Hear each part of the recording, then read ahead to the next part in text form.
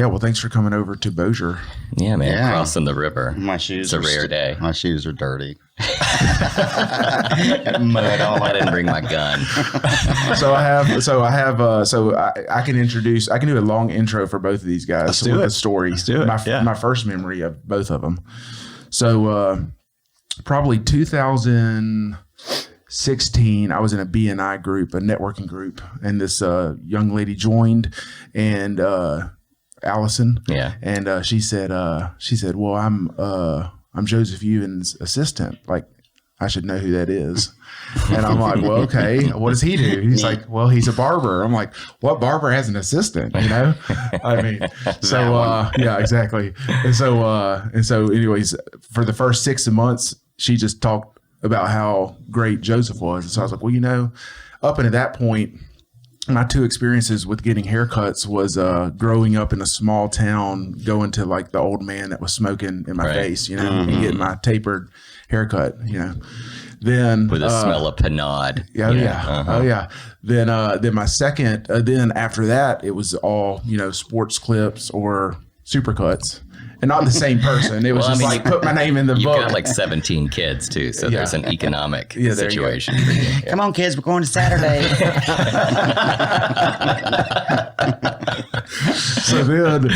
Yes, I've done that. Yeah. So then I'm like, okay, so I'm going to give Joseph a try, you know. And I walk in, and it's like, I walk into the set of like Devil Wears Prada or something. I mean, there's music pumping, everyth's blacked out. It's More just like Devil Wears Pickens. Is what happens here. So anyways, then all my friends, they still kind of tease me, you know. They're like, oh yeah, Leighton goes to a fancy place and, you know, gets to pet a dog and have a drink while he gets his haircut. He gets hammered. Yeah. And so, but now it's funny. So I book it with all three of the boys too. So we take every chair in the place at one time. It really is like our favorite thing in the afternoon when the Allens come in and they just fill up the entire shop. Yeah. So so we're in there. It's great. Mm-hmm. So you're an island unto yourself. Oh, look at that! Mm-hmm. So clever. Thank you. So then Myron, back in this is 15 years ago. I can hear Willie. All right, I can hear Willie. He's sniffing. It's out. worth knowing that there's another guest on the pod today. Another guest. Yes. An extension of me. No SBDs. You know what that is. Silent but deadly. Oh yeah. Oh, that very well could happen. Yes. Yeah. We do have a bulldog. So probably, I was in my late 20s and I started playing tennis. And I was playing doubles tennis mainly, and then they did this. This dog is. Hey, he's gonna knock over everything in here. It's all good. Mm-hmm. So then this is your China shop. So then I signed up for the singles league, and it's like 10 guys. We're all ranked the same ranking, and you get one a week, and you just schedule time to play them. Well, Myron was in the league, and we were playing at Bossier. We decided to meet in Bossier to play, and here he is. You know, I'm in my late 20s, so everybody was middle-aged to me. So here's this middle-aged man pulling up in a like 1990s convertible Jaguar, smoking a cigarette, and I'm like, and drinking coffee. I took coffee. I'm like, who is this old man? This is going to be, I mean, just a disaster. And did he whoop your ass? Oh yeah, it lasted the whole match lasted maybe 30 minutes, 28 minutes. That included warm up. I don't even know if I scored a point. He just whooped me. I was like, okay, well, there we go. My chop shot days, my drops. It's an anomaly. Someone as outwardly unhealthy and as short statured as Myron goes in. I mean, just goes in like a. It's crazy. Yeah, so, it is impressive. So and to be smoking right before. I mean, what a taunt. Oh, yeah. It's surprising that he's not smoking during. I've smoked during. I mean, I'm like, yo, that's going too long. Hold on just a second. You know, and I'm over there just dragging blowing a fag is what they used to call it back in the 20s. That's when you know you're getting humiliated. And they're just smoking. Just Yes. And I flick my cigarette butt at him. I'm like, let's go. So that's funny. I do remember that now that you reminded me. Yes. That's what I keep talking about. So, I remember until you remind me. Let's say from that point on, I stuck with doubles. let me just stand at the net and smash it. Yeah. Somebody else can run behind me. It's hard to get. It's hard to get it over y'all's heads. But he's not a pro tennis player. No. He's not even so remotely. what would you say that you do? Interior designing? Is that what it is? Yeah. I mean, I don't want to. You don't want to say interior designer because that requires being ASID and having a degree and all that. Just like a builder doesn't say, I'm an architect, Okay. So I'm a decorator or just a designer, A glorified furniture mover. Well, all right, Saturdays. No, seriously, I've watched him move up in the ranks from I would pick at him in the beginning of his career. I'm like, you're changing lives one bonus room at a time. That's where everybody would first instill their trust with him. Can you do my man cave? Yeah, so he earned his ranks, and they all had a theme that was like, let's do London. Oh, no, that was my idea. Yeah, I remember that. I'm an Anglophile. Right. But Josh for those of y'all that don't know what that is, that just means you like all things British. Okay. Thank you. The file part gets a little weird. Josh, these are coasters. Yeah. I was like, well, they're really just to cover up the. Joey, you have some coasters, don't you? I do. What do they look like? They look exactly like little lines of cocaine. Okay. It's hilarious. And so, child-friendly home. The least child-friendly home. Everything in there is breakable. Yeah. I'm like, you touch that and I'll own you until you're 7. Well, my mom comes in and sees my coasters and she just gets real quiet. I'm like, were you not going to say anything about the lines of cocaine on the coffee table, mother? By the way, there were 16. Yeah. They're strategically placed all over the house. It's hilarious. Well, your shop's not necessarily child friendly either. No, I'm always just like Zeke's in there wanting to play with the dog. Oh, he comes in hot, Jack. Zeke is hilarious. Yeah. That little dude is the light of the shop when he is in there. That kid is awesome. He's secretly, now that we're saying this on a podcast, but he's secretly our favorite. Okay, there you go. That kid's awesome. Yeah, every time he hears, there's certain songs that he'll hear, and he's like, they play that where we get our hair cut. Because they always have it it's all about the experience. I try to hit you on all 5. Oh, yeah. There you go. I like it.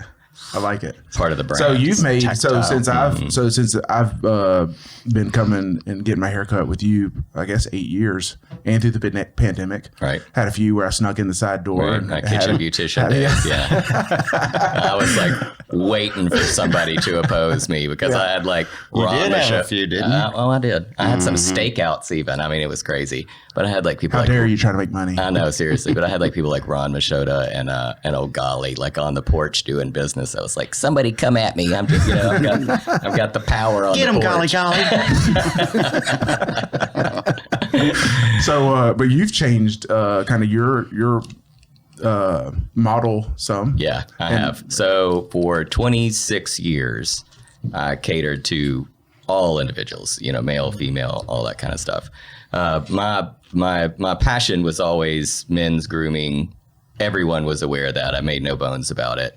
I tried to inject that into education, all that kind of stuff. I've also done education for 20 years. I'm creative director for a distribution company called Liquid Assets at this point. So I get to travel, globally and do really cool diamond level. Diamond. Yeah. Look, I just like the killer curls, whatever I buy. That thing. Yeah. So I also contract out for a company called Kevin Murphy.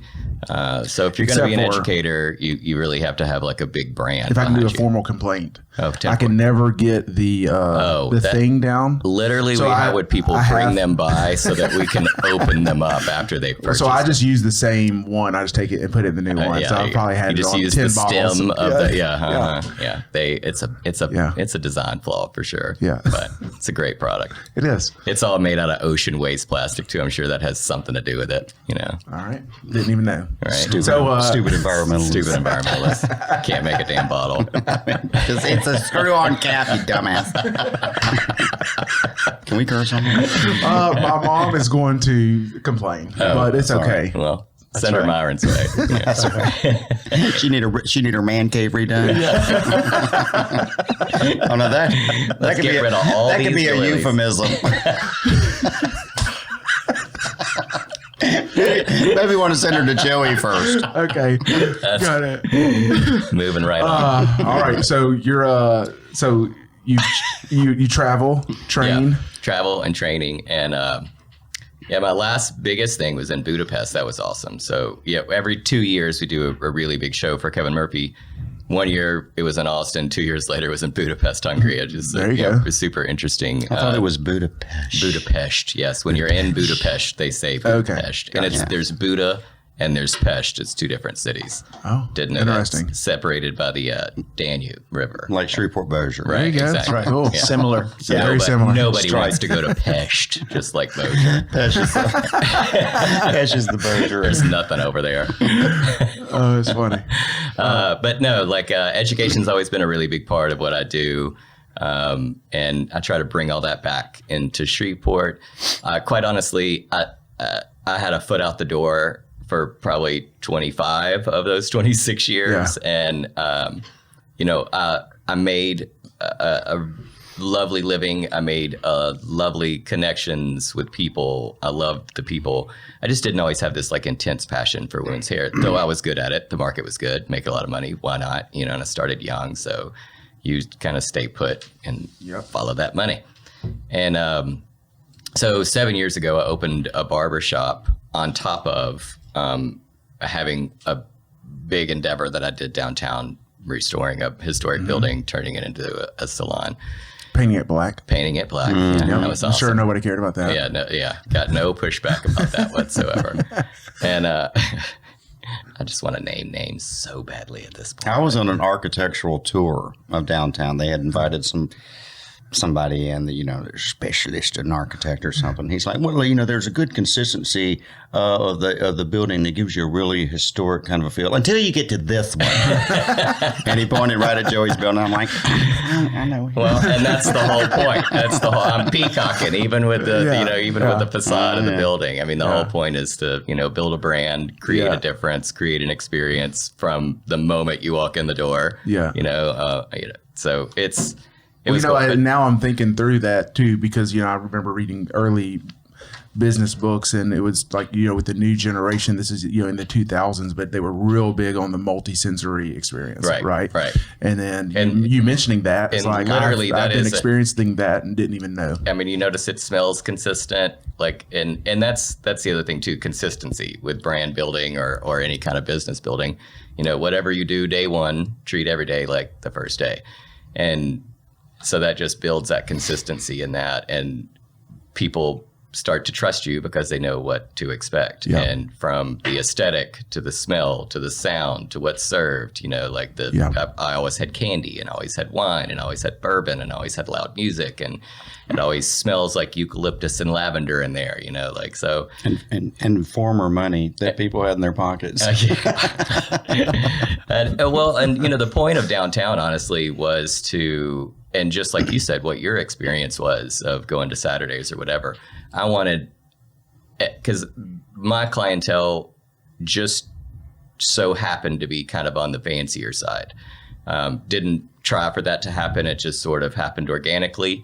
But I wanted that experience that I created for those people to be available to everybody.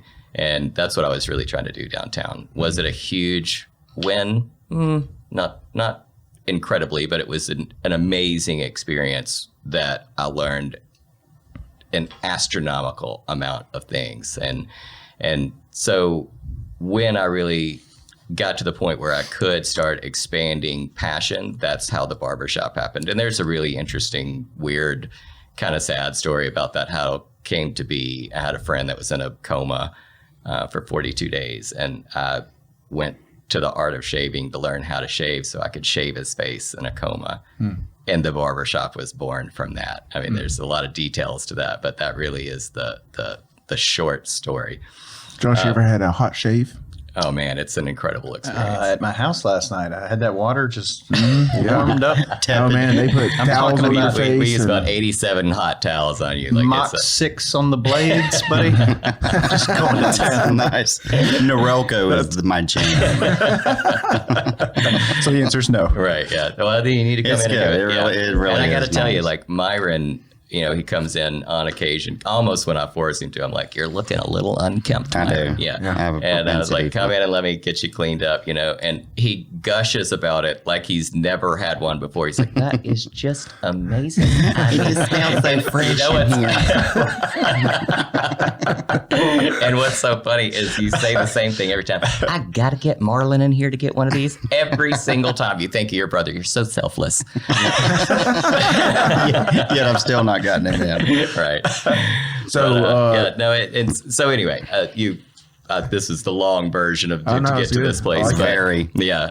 I opened the barbershop.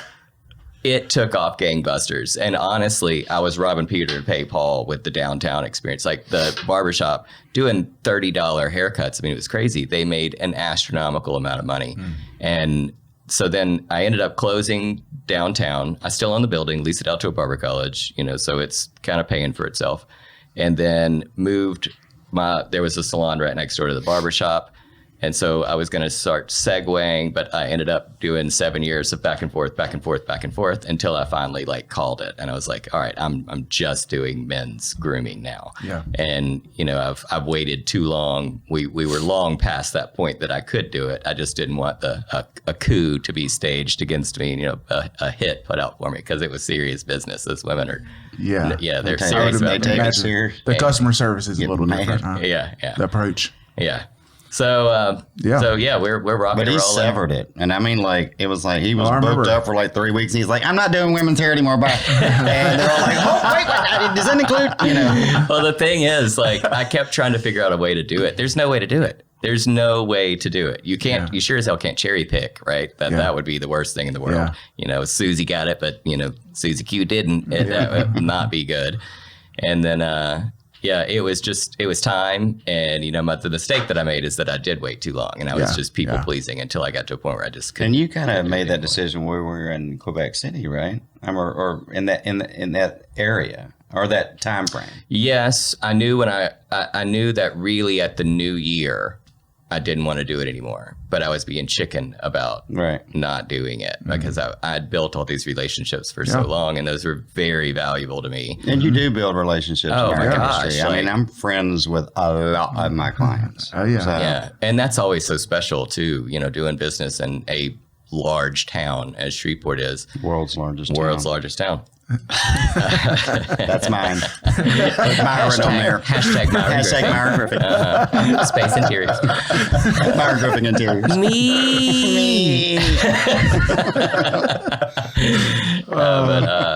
What's funny is I'm 6 months in, everything's going great, and the women are slowly coming around because they knew, nobody was shocked because I talked about it for years, and so they knew it was coming.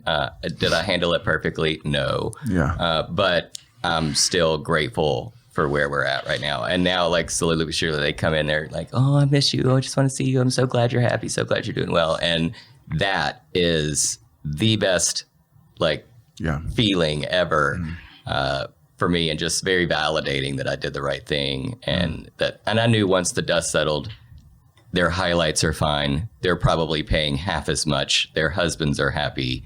It was all going to settle down. It was just sort of abrupt. But it's... I would imagine you function as a therapist as well, too. Oh, my goodness, yeah. I know where the bodies are buried for sure. Absolutely. Josh, where do you get your haircut? So I've had a long term friendship with Lindy. I don't know if you know Lindy.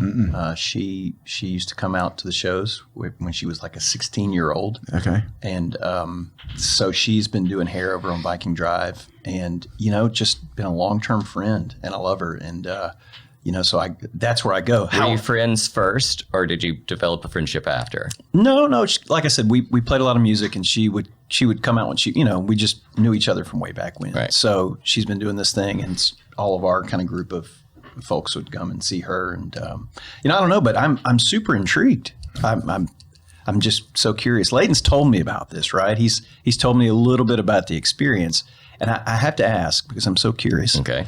Now, for a man, right? A lot of men don't have, let's say, a lot of executive function around style. Right. Agreed. That's the nicest way I've ever heard that. We can agree. We can agree. Yeah. So when somebody like Leighton comes in, who clearly falls into this camp, fashionista, right? How do you? My T-shirt collection is unmatched. How do you approach somebody like Leighton walking through the door? Because you can't go in too hard, right? How do you set that table? What's that like? I really. This sounds silly, but you know how when you go to the doctor, you don't understand half of what he's telling you, but you're appreciative that he's saying it. I educate my people in that. Like it, whether I'm talking over them or with them as far as like industry jargon and that sort of thing, like I want them to know what I'm doing and why. And so I'll discuss things like this will square you up. This will shift your silhouette. This will, and when it gets into, product, are you a one and done? Do you product at all? I ask a lot of questions and try to suit them, but at the same time, guide them into what's going to look best for them, but more importantly, the why. So like this will shift how this looks. This will, this might be too young. This might be too classy, so it's an education based thing. I educate the client just like I educate people on the road. I think almost every time I'm in there, you're pulling from the Air Force community. Oh my gosh. I would at least say conservatively 30% of our clientele is from the base. And they pass a gazillion barbershops on the way to us. I'm sure they have one on base. Yeah, right? They do. And those men and women, they appreciate what we do. They appreciate some finer things, and they damn well deserve it. And the really cool thing is, it is a regular occurrence that people pay for their service in there. Like when they get up to go pay, they're like, well, get that one in uniform, but we offer an enormous military discount. And 7% off. We started that from the very beginning. And honestly, like as a young entrepreneur, I was like, oh, did Willie do it? I think Willie. Oh, thanks, Willie. Willie's boat is facing us. So. Yeah, there you go. Thanks. So the military discount. We decided that in the beginning to do a special service just for them. And it was funny because as a young entrepreneur, I thought, well, it's a big discount. So I was like, I don't want to promote this, but I went against that because it's the right thing to do. Yeah. And we do promote it, and it's a cornerstone of our clientele. It really is. And I love that element of it. Yeah. Yeah, we when we went to DC, everywhere you go, they're like, all right, are you military? We're like, no. They're like, well, a teacher? No. Do you do anything to help the public? I'm like, no, we're selfish. Charge us full price. Yeah. Okay, so we've talked about how you're bringing in people. Some people are, probably accustomed or looking for a finer experience, an elevated experience. Right. A lot of people in this market, I would imagine, are very foreign to it. Mm-hmm. We've talked about how you brought those in. So when it came to the decision to just focus on the men's grooming, in your mind, that's a passion for you, right? But what really, because you said it was very lucrative. Is there anything in particular that you touched on to make you say, this is why I'm making this decision? It seems to me like, holy cow, you're cutting off a huge chunk of your business. It was a high risk, high reward, decision for sure. I was terrified of that part. And Myron said, like, good morning, you're gainfully unemployed today. I was like, would you stop saying that? I'm an encourager. Super supportive friend. It was very, very scary, but I kept thinking, A, this is a passion. B, it's a functioning business that's clearly making, money. So if this is a flop, I just took that. I took that part out. I took that risk out because the business was already functioning. The main decider for me is that I was really only able to give my staff about 15% of my time. And when I was able to give them more, the response and the return on that was just instantaneous. And to see them just gobble, information, gobble me up as much as they could. And I felt so bad, like week one, I hear them talking to one of their clients about it. They're like, yeah, he actually talks to us now. I was like, oh, that hurts, because I just hadn't been able to give them the time that they deserved. And they, they really put in a lot of work. But it didn't take me long to get solid booked up, not long at all, Of course, I already had a bank of them, but not a full book of them because I had so many women clients. But word got around pretty quickly, and now it's just going gangbusters. Joey, what is a woman? God, don't start with me. It's in that kind of podcast. It's any kind of podcast. Hey, if y'all ask Joey another question, can I go outside and smoke a cigarette? So, me. Well, actually, my next question was for you. Oh, well, my favorite topic. Here we go. Look at me, I'm perking up in my seat. I was like, I could feel it. I was like, they're focusing on me too much. Like, why am I here? He's going to hit me later. This thing. What would be? What's your ideal job if you're getting a request? What's your favorite one to get? Like what type of space? I believe in playing to people's strengths, right? Like nobody wants me to do their taxes. Nobody wants me to work on their car.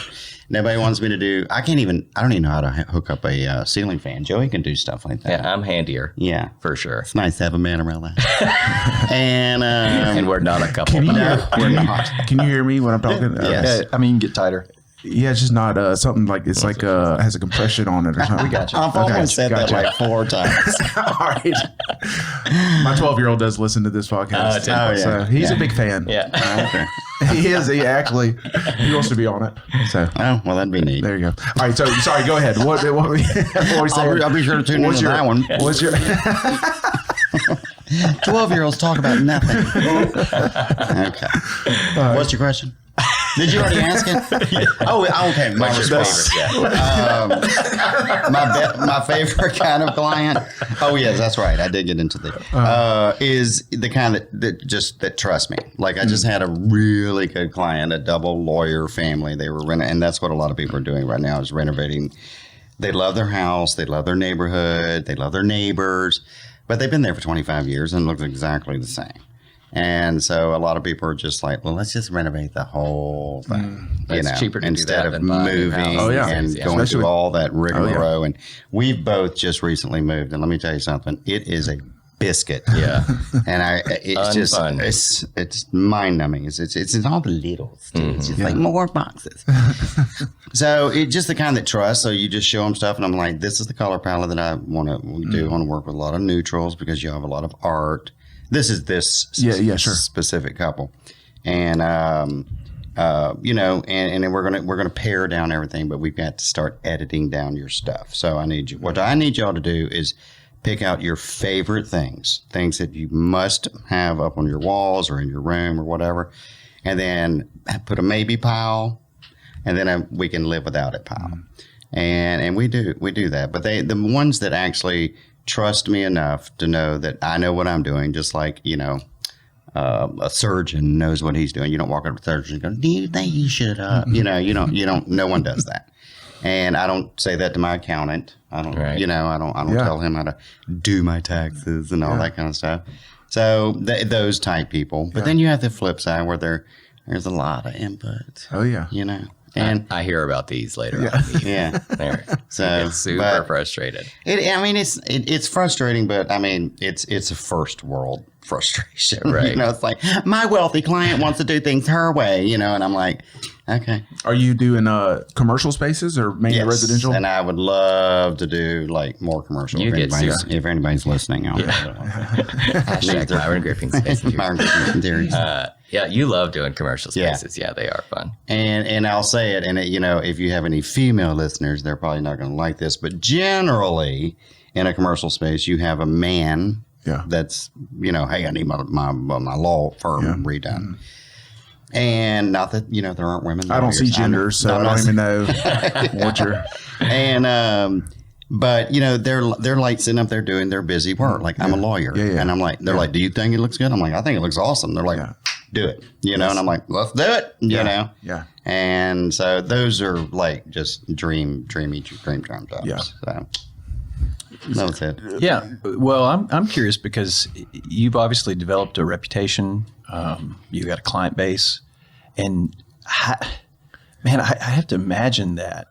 That's a tough thing to build. Like, how do you even go about that if you're starting over? Faith. Like, especially in the context we're in. Correct. Like, how do you begin to bring these people towards your vision? Like, how did that even happen? Well, I am, without being a faith-based business, I'm a business based on my faith. Okay. I got laid off before I became an interior decorator, I was a mud engineer in the oil field. Okay. A lot of crossover there. I mean, just, a natural. Really a pipeline. A pipeline to design. No pun intended. Yeah. So I got laid off from the oil field, and I just bought the house that I'm in now. And I owned another house in North Highland. And so I had 2 houses, 2 jobs. I mean, 2 houses, 2 cars, no job. And I really didn't have a big savings because I was just like, I was making oil field money. Oh, yeah. And so I was, getting my houses ready. And so that kind of I got laid off from the oil field, or let go as they call it. And then I just literally dropped to my knees because I was like 42.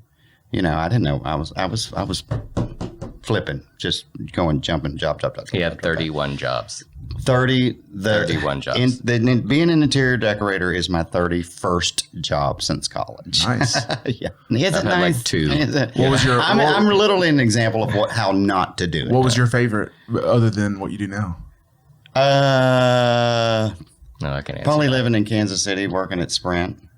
I just met so many fun people, and it was such a great city that and I was making good money. Yeah. Still go back and visit. Introduced me to all his friends and the other mine as well, and it's an incredible probably the city. best real American city. I haven't been. I need to go. It's on my a list. hidden gem. When the first time say, look, he's like, I know, who the what? Everybody says it. The largest collection of fountains, second only to Rome.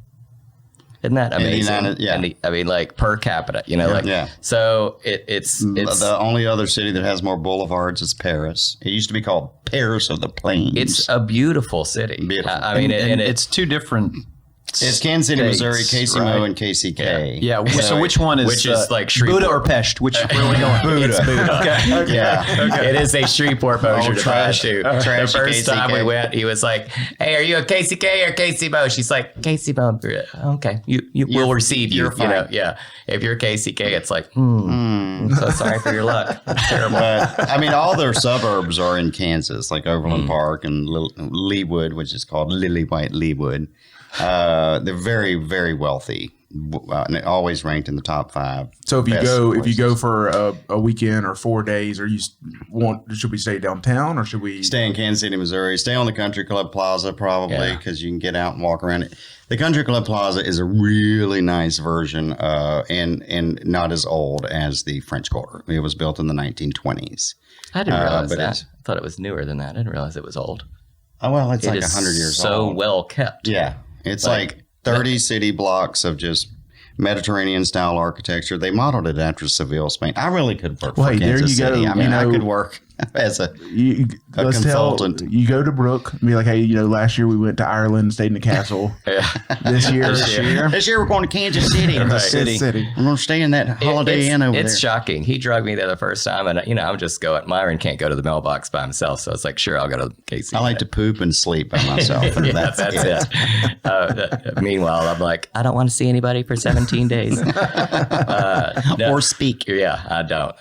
Anyway, but I have a very social job. So when I isolate, I do it hard. Oh, yeah. But no, he took me there, and I absolutely fell in love with it, too. I could not believe that this landlocked little area was so picturesque as it was. Like, I mean, it's stunning. Kansas City and Shreveport, they do have a correlation. The second, Kansas City is now, KCS, Kansas City Southern. Your dad was. My dad was an engineer for 30 years there. So he was very familiar. He was super excited about me going. And And then the second largest KCS depot is in Shreveport. So, and then there's a street off North Market called Kansas City Street, you know, and all that. So, and plus, if you look at it, you look at Shreveport skyline, and you look at Kansas City skyline, which is considerably larger. There's about half a dozen buildings. You're like, that looks exactly like that building. It really looks like a grown-up Shreveport. Like if Shreveport had done everything right, there you go, instead of the way we did it. So what was your least favorite job out of the 30? The oil field. Probably about engineering. Oh yeah. I was panic stricken. It's funny. There's this picture of him standing in front of this enormous gentleman, but they both have on matching onesies and steel-toe boots. They were coveralls, but onesies. FR, FR coveralls. There you go. And I have my steel-toe boots on and everything. And it's like this guy just like towers over. I mean, he's just head and shoulders taller. He was 6'7" and weighed about. No, well, I don't know. He probably weighed about 400. And you know, I was 5'6", and at that point, I couldn't hold down I could eat a green bean and be like, I mean, it was just like, I mean, I was a nervous wreck the entire time. So, you know, I weighed, you know, whopping, you know, like 132, you know, in front of his 400 and his frame. So really, you took a hobby or a passion and turned it into a career. Yeah, I think we basically both did. Yeah, is that what you just? I used to help my mom rearrange stuff when I was a kid. Yeah, you know, she needed somebody at the other end of the sofa and all that kind of stuff. So I was that guy or that kid, I guess. Where my brother was outside chopping wood, and I was like, I'll just help mom rearrange the living room. How about that? That game room needs some tweaking. And nobody's jaw hit the floor when he came out. No, well, either of us. Anyway, yeah. So you don't do anything structural, or do you say, hey, knock this wall out? We're going to do this. We've knocked out walls. You got some of that stuff going too? I primarily work with what's there. Okay. But I redo all the surfaces. That's been a really cool experience for me to watch you grow in that department, because like going from, you know, changing lives one bonus room at a time to working on a $500 budget, a historic mansion on Fairfield. You know, like that is doing that right now. Proud moment for a friend to see him walk into that, you know, and then I'm right behind him like, this is amazing. I'm like, hey, come over and look at this new house that I just I know. It's really awesome. Like we have a truly creative and entrepreneurial friendship. And so both of us are proudly and staying that way single men that focus primarily on work. Yeah. So everything we talk about is either work related or creative, which those two things are blended together for both of us. And we both really enjoy and appreciate the other's aesthetic successes and skill, and we don't compete because it's apples and oranges. So that's cool too, because we're both silently competitors, you know, and if we did do the same thing, we'd probably hate each other. But it's awesome to kind of intermingle. We basically have the same clientele. Yeah. Except I don't get a lot of military people. Yeah. So you know, we talk about this on the show a lot, but being a business owner, there's not a lot of people you can go talk to, right? I mean, correct. Everything for me was trial and error. Your circle of friends just think it's easy and you're real successful, right? They don't understand the stress. And you never know if people are genuinely happy for you or not. Yeah. You know, like as you get bigger, you also have more opposition, which was a bitter pill for me to swallow, because I'm like a cheerleader. Yeah, you know, like I don't understand. I don't understand that. Like, and it is a real thing, and it bothers me, and hence the 17 days of isolation and no talk. Yeah. Like I don't share a lot of stuff with anybody. I still don't share, even with Myron, anything like financially related. Yeah. Like I do not discuss that ever at all. Yeah. And I don't mind talking about that. I was like, what'd you bring home last year? You know?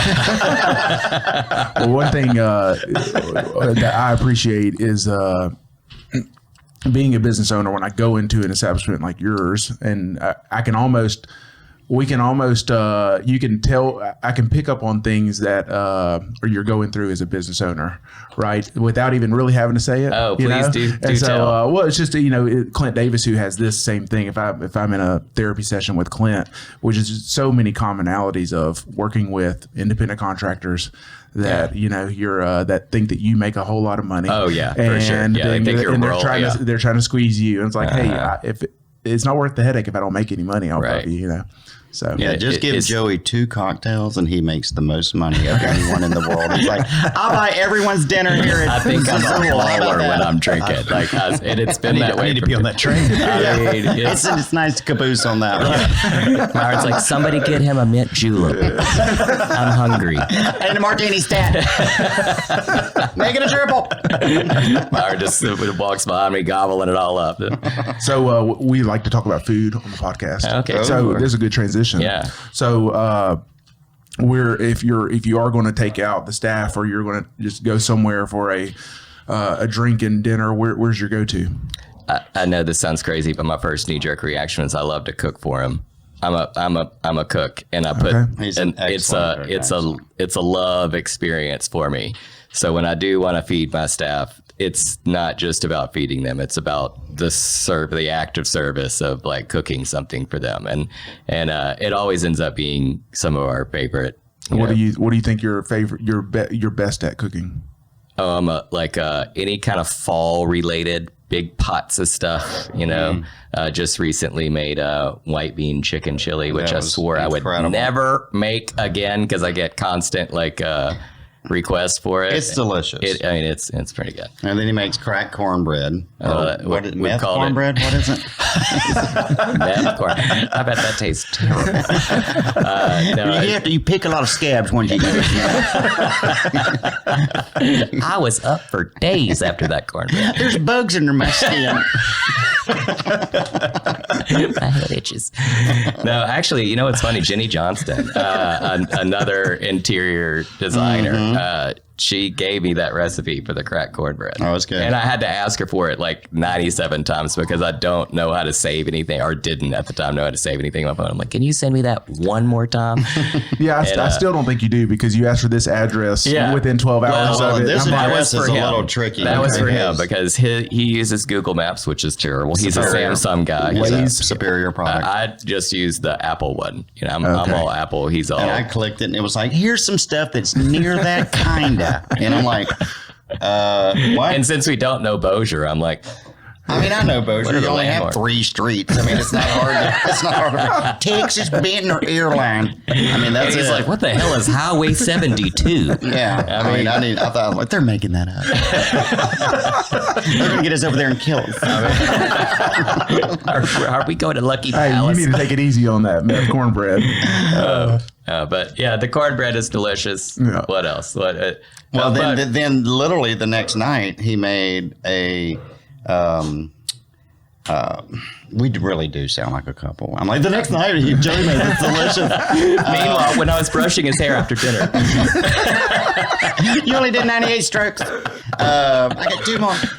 But no, he made what I just dubbed as Cuban gumbo. Okay. And which is a solid. I just totally made it up, and it was delicious. Well, then he brought it over to the house, and then because we both just kind of moved into our homes, and then I finished mine first, and Joey was still living downtown, so he was like camped out at my house. He's like, I hate going to my old place. Yeah. And now that he's got his, we're both like, you want to go to mine? No, you want to go to mine? You want to go to yours? You want to go to mine? Because we're both just nesters. You get home, you're like, I don't want to go anywhere.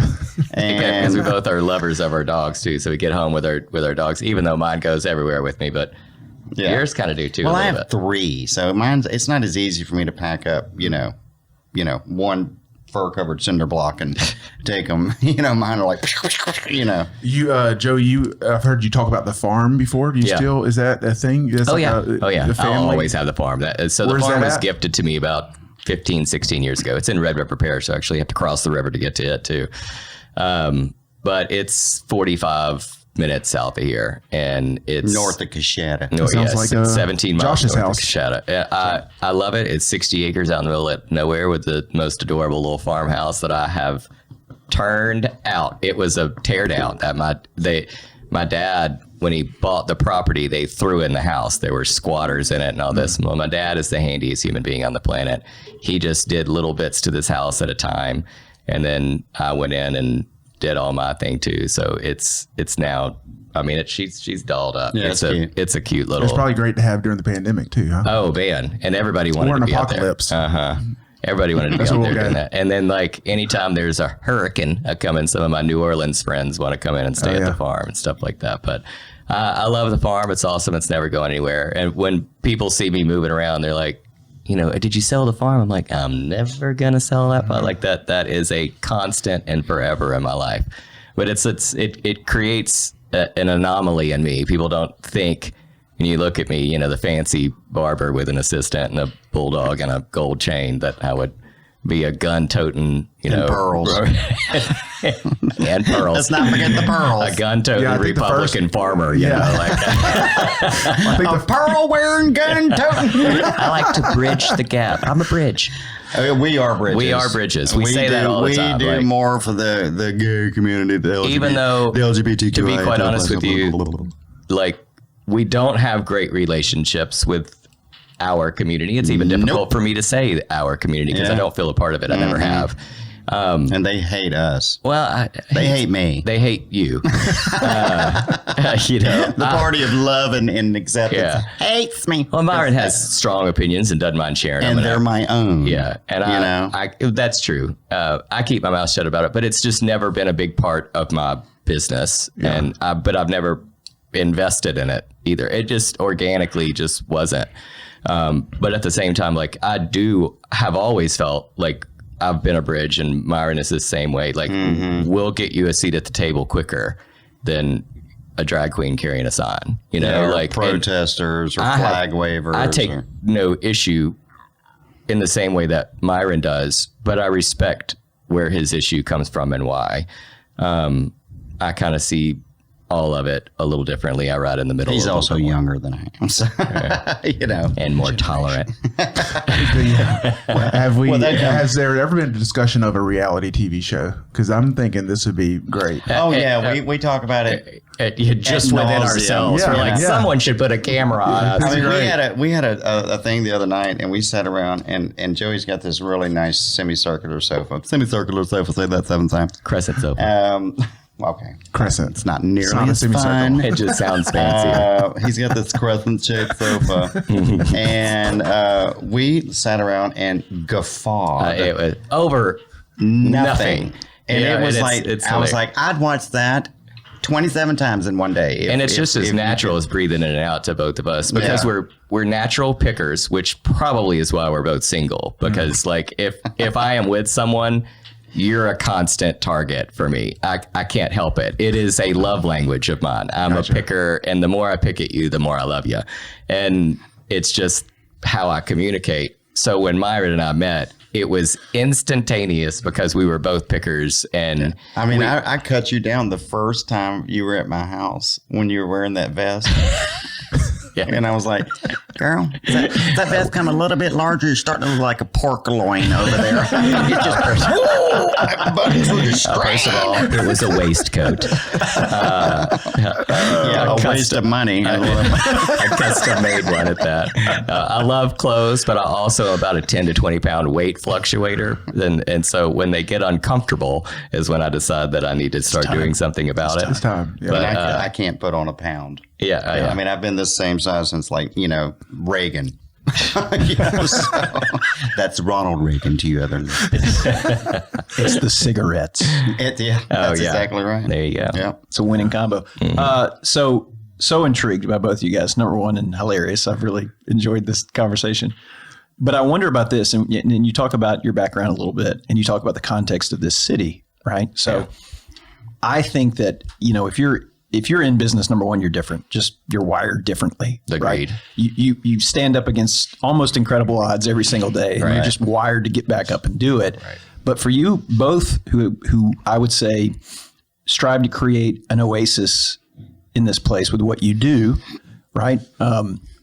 How do you keep finding the inspiration to show up every day and do the heavy lifting that keeps you going? Like what is it that keeps you motivated at this point? You got to pay the bills. I mean, number one, there's a lot of that. There is that part of it, but I mean, that changes. That's not a constant. That constantly shifts and changes, and you do have to look for it.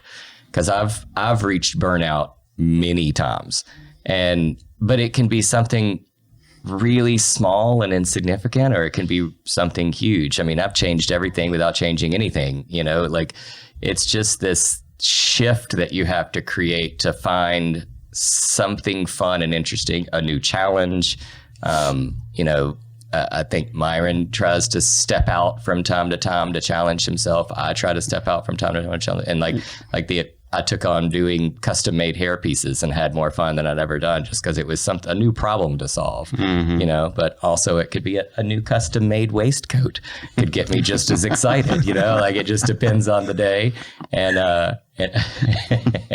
whether or not I'm feeling, and my job is it's different. We're in the creative class, as are y'all in this arena, at least. And so we've had, each one of my jobs is different. The houses are different, the lighting's different, the scale's different, ceiling heights. I mean, everything's different. Yeah. So even if I use a similar palette as something else that I did 4, 5, 6, 7, 8 houses ago, it looks different in there because I've got different furnishings, I've got different, that kind of stuff. So my job is about, this house looks like those people, and this house looks like those people, and this house looks like those people, So everybody's different, so their homes should reflect that. Both of us function on the people forget what you say, they forget what you do, they never forget how you make them feel. He changes how people, feel about themselves and their home and their environment, and because it's just an extension of them. And of course I do too. Just making people feel special from the experience, and then making people just feel like they look good. And, but I'll also say, from a motivation standpoint, mine has taken such a dramatic shift as of late. And I was trying to force this at one point because it felt like the right thing to do. But then when I stopped focusing on it, it happened organically. It's not about me at all anymore. It's about my staff and watching them grow their families, grow their income, grow their, just personal, whatever it might be. That has become the coolest thing to see. And literally will bring a tear to a glass eye to me. It is just so sweet. They first come, had one that didn't have a car. Within 3 months, he had a car. And then now he's had his 3rd child. All of my guys have stay-at-home wives, and they are all super proud of that. And as a person that's not married without kids, that would have never come to me as a point of pride. No. They light up when somebody says, "What's your wife do?" "Oh, she stays at home." And you could just tell they're really proud of it. Yeah. And then I'm sitting there oh my gosh, I've created a space where 4 people support their entire families. That is awesome. Yeah. Or 5 people. And they are, and they're very, very professional and kind. Oh yeah. They're, because, I'm a customer of theirs as well, because they're cutting my boy's hair, but they're very thankful, and they're shaking my hand when I'm walking out, and just, there's a lot of that I think is inherent, but there's a lot of that too, that's the stage that I need to set, that is, they're going to follow my lead. If I didn't come in with as much attention to appearance, as much attention to professionalism, as much attention to customer service and care, and genuinely give a damn about what we're doing, and not just cranking it out, not just talking about it's about money. I've watched that trickle down and take a lot of personal pride in knowing that is just how I bring it to the table, and they are watching me like a hawk. Yeah. And that's a really sweet understanding too, as a boss. You never see yourself the way other people see you, right? And I've grown in the past couple of years, which has been a part of a lot of my movement lately, of just starting to see myself the way other people see me, or at least being aware of it. That way I can make really better conscious decisions about what I'm doing, and again, why. So it's just, I've had a lot of personal growth is in just the last year, honestly. Yeah. And is this weird? You're both leaders. Does it hit you as that's weird that you're a leader? No. No. Honestly, not for me either, because I think it's just as natural for both of us, again, as breathing in and out. I think we were just born that way, to be quite honest with you. I was always supposed to be in a leadership role. I don't do well outside of one, though. what I practice on the road is I'm a brave. I'm not a chief, because I think you have to be a really good brave to know how to be a really good chief. Yeah. And so I really appreciate the fact that like I'm a part of a team, and I love to be someone's assistant, and I'll knock being an assistant out of the park, like just because I know what it takes to do that. And then that's something like creating that full circle and bringing that back to my shop. Like it's just all such an organic, cool experience, and put it into practice. What's Willie doing over there? I made a mistake and started petting his head. And well, then he wants that comes more. the 7-inch tongue. Yeah. And I'm a one-man show, so I'm like the ringmaster. I wear every hat every time. I mean, you know, everybody's like, "Oh, it's such a glamorous job. You get to go shop for a living. It's so nice." And I'm like, "Yeah, but you got to spend the money wisely." I mean, Joey, can you come hook up my Wi-Fi? you know, I mean, I'm up there hanging pictures. I'm carrying shit in through my stuff in through my car. You know, it's August. I'm just flop sweating, and you know, it's so. But We lost a dog one time. Speaking of flop sweating, I don't know why that just popped into my head. Yeah, we sure did. And Dropping off, Bossier, running through Swamps cornfields and swamps to try to get somebody's dog. That we opened my client's door, and that dog zipped out. Actually, it was like, "Oh, good." That's not the entire truth. We let him out of the kennel because we felt bad for the dog. It was like going crazy in the kennel. We opened the door and was carrying stuff in, and he got out. Now, we did let him out of the kennel. But we let him out of the kennel to play with him. But I mean, I didn't know he was going to be a bullet as soon as he opened the door. I mean, bullet, Jack. He wasn't coming to us. He didn't come home for like 8 hours. I mean, like the like crispest white dog shoes Maggie. ever, just running after this dog. Please come here with like pieces of hot dog and all that. Like, wasn't doing it. Yeah, this is admissible in court, by the way. Just throwing that out there for you. She found them. My little dog was like, I don't trust the gays. I'm not coming. I'm a wiener dog. I'm out of here. All right. Yeah, it's good stuff. Beautiful stuff. And I think, I asked the question because I see that way for myself growing up. Like, I never thought I would do this or whatever, but it's the force of your vision, right? Right. It's you were born with this particular vision. And that is the kind of thing that can inspire people to come around and say, "Hey, I want to be a part of this," or come to you and say, "Hey, give me your vision. I want to pay for your vision." Right. And I think that's what we're seeing here, right? Right. Yeah. I mean, you trust people that have established themselves, and you think of lawyers. People can reel off the top 3 or 4 lawyers that are like, "Oh, well, go to Ron Machota because he'll get you out of DWI, and go to this one because he's a real good divorce," whatever it is.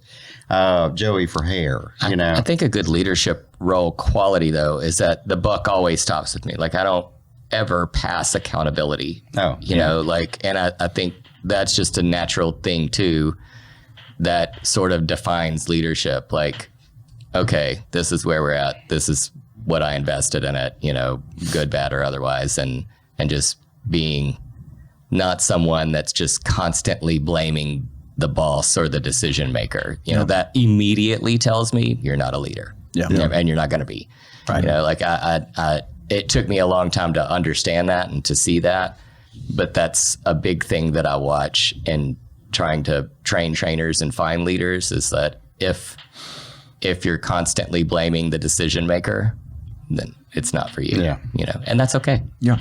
Well, we like Democrats.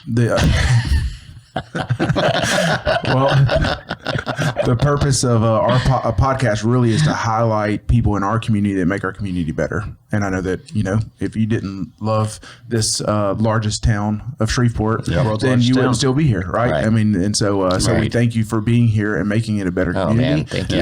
Thanks. It's nice. Once we found it, it's been awesome. Yeah, there you go. It's right behind Wendy's. So we sponsor our podcast with our own companies, and so we have to read our stuff out. So ad read. Yes, ad read. All right, so one of the sponsors is Priority Roofing, locally owned, family-ran business specializing in residential and commercial roofing, repairs, replacements, no job too small. We've helped thousands of homeowners over the years in the Shreveport-Bossier area. Give the office a call, 318-202-2123. Then Plumber for Hire, locally owned plumbing company specializing in residential commercial plumbing. they do a great job. 318-709-9090, and they like to pride themselves on getting to things the day of or the next day. There's not a lot of wait for them.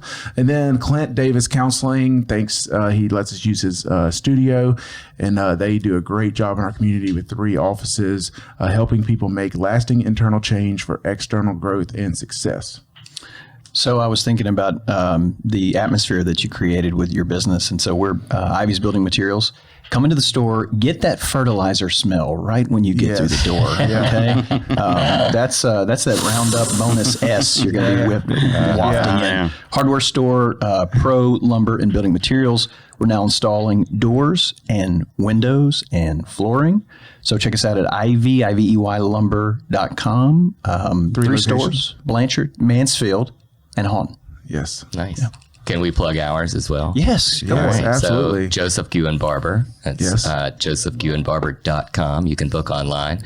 318-585-CUTS. 318-585-2887. Myron Griffing Interiors, formerly Space Interiors, kind of like X, but X and Twitter. And I'm pretty much everywhere. Yeah. So just, I'm the only Myron around here. So it's awesome that everybody at this table love what they do and own businesses around town. That's one thing that's been really, really awesome. Yeah. Just that particular community. It took me a long time to recognize it, but there is a community of local business owners in this town that take care of their own. It's really nice. It's kind of for us, it's, because I've gone through negative times too, where I'm like, well, if I wouldn't have started my business here, I wouldn't be here. I could have been in a bigger city. And it's like, well, hey, we're here. Yeah. Like, we're not going anywhere. So either we make it better or we add to the problems. There it is. We've said it before. Nobody's coming to save us here. Yeah. Nobody. No. It's us. We've got to do it. Yeah. And you know what? And we make it pretty. I like to touch on this every time because everybody's like, Shreveport's no good, Shreveport 6 and all that. Now, I agree with that when it comes to Bossier. But what y'all can't see is that I'm joking. Really. Tommy Chandler's not coming back. No, he's not coming back. Really. But, go move to Nashville. All right. See how much your 1,200 square foot house costs in Nashville. It's going to cost you $742,000. You're going to be in traffic, 19 hours a week. Yep. Everything's going to be more expensive. The crime's going to be higher because they have more people. I mean, and quite honestly, they all start looking. Somebody that travels, as part of my job, they all start looking the same after a while. As a world traveler, and Shreveport has I do get to see a lot of stuff. I was picking up some pearls in Budapest. Last time I was in Budapest, she was so neat. Well, the grass isn't always greener, right? No, and it's more expensive. Yeah. And look, we're so close to towns that have, or cities that have everything, right? I mean, we're 2.5 hours from Dallas. Yeah. Little Rock's awesome. Little Rock is awesome. Even New Orleans. Yeah. I mean, so we're really in a good place to go experience those for a weekend and then come back to our, love it here. Our slow life. Yeah. It's great. I mean, the homes that we both have for the prices that we have them for, like when people come in and visit us, it's like, you paid what for this? It's like, we both have historic homes, and like it's easy to live here. Yeah, I mean, it's not a competition, but mine's older and bigger. It's larger. It has like his ego, older and bigger. That's what she said. I guess we could wrap it up. Wrap it up with that. This could go on forever. Yeah. Thanks, guys. Thank you for Appreciate the y'all. beginning of the series. We'll see y'all next week. All right, see you. Bye-bye. Bye.